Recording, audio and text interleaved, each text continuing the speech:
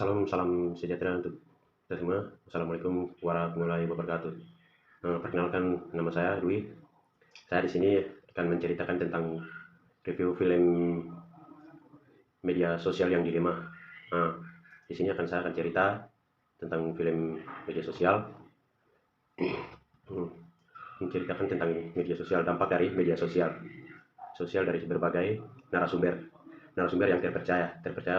Mereka merupakan pihak-pihak yang paham betul cara kerja media sosial, sehingga mereka cara bekerja media sosial itu, sehingga mereka media sosial bagi para penggunanya atau kita yang kita gunakan. Nah, berikut nilai-nilai yang patut yang saya ambil dari film ini, yang film media sosial dilema. Nah, ini sini ada beberapa poin. Ada beberapa poin yang saya akan menceritakan tentang film sosial dilema.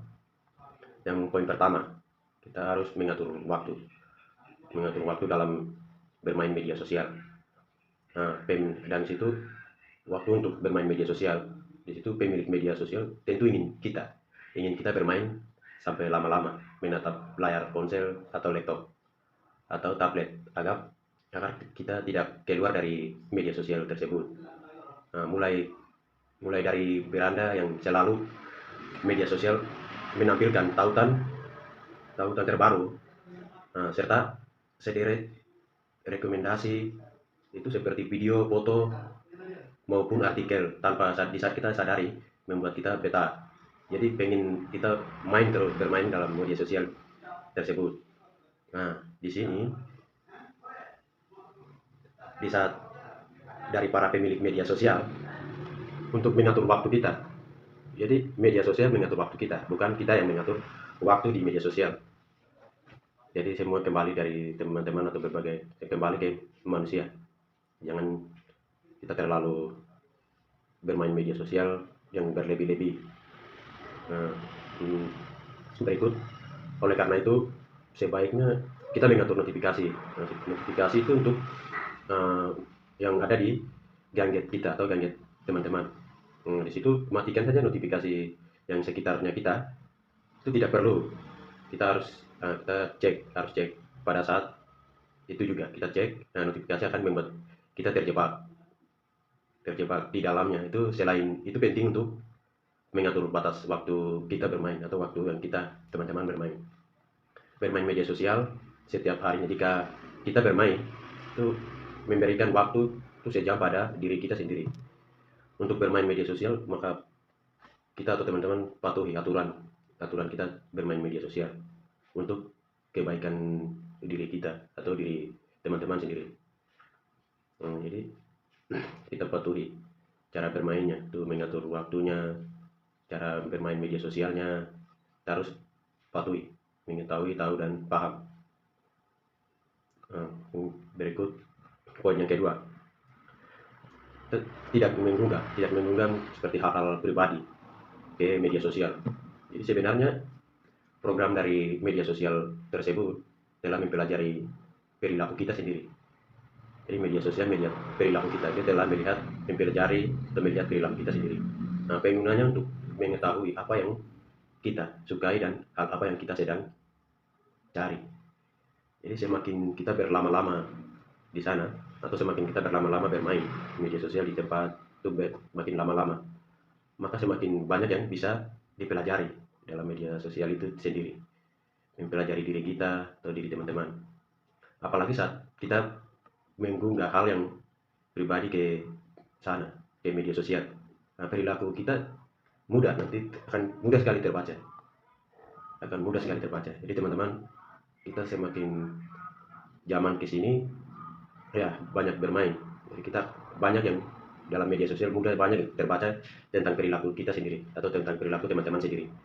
Itu dalam media sosial. Jadi mudah sekali terbaca untuk kita punya tingkah laku, masa kehidupan atau kehidupan sehari-hari yang kita lakukan. Kita masuk ke poin ketiga. Sini poin ketiga, tidak lekas. Jadi percaya informasi. Tidak lekas percaya informasi, percaya terhadap apa yang ada di media sosial.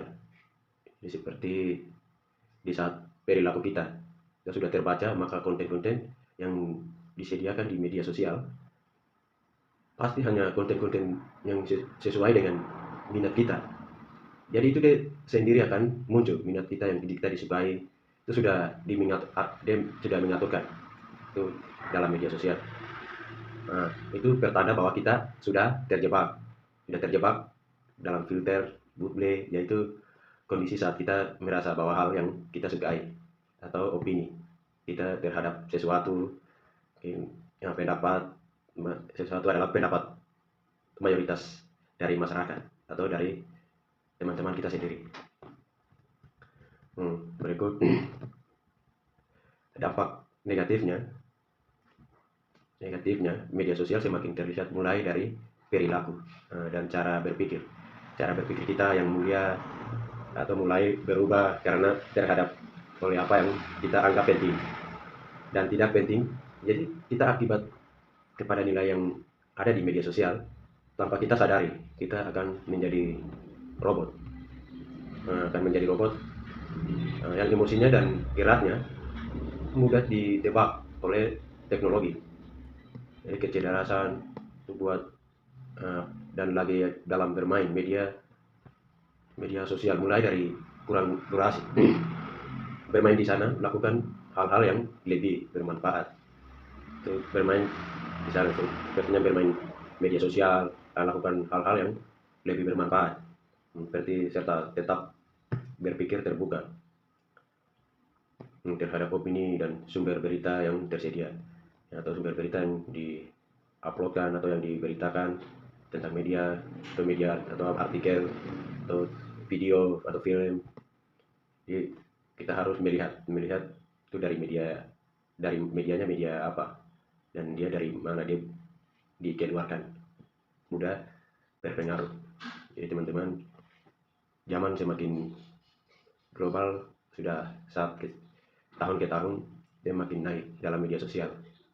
Jadi kita patuhi sebagai manusia, kita sadari sendiri, kita mengatur dalam media sosial atau aktivitas kita, jangan bermain terlalu berjam-jam dan jangan kita berpakai menatap layar yang berjam-jam. Jadi kita sebagai manusia ikuti apa yang media diaturkan manusia. Nah, mungkin dari saya cukup sekian.